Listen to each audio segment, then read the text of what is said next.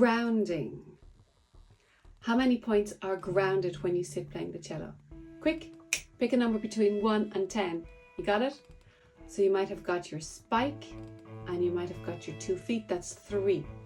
Now, if you're sitting on a chair that has 4 legs, you also have the front 2 legs of the chair, which are directly beneath you, and the back 2 legs of the chair.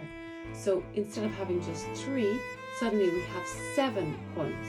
You feel like this really exotic insect that has like 6 legs and something out the front.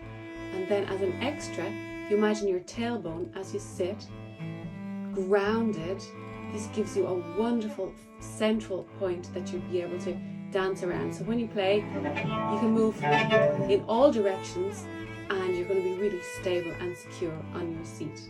Make sure to follow along for more bite-sized cello hacks.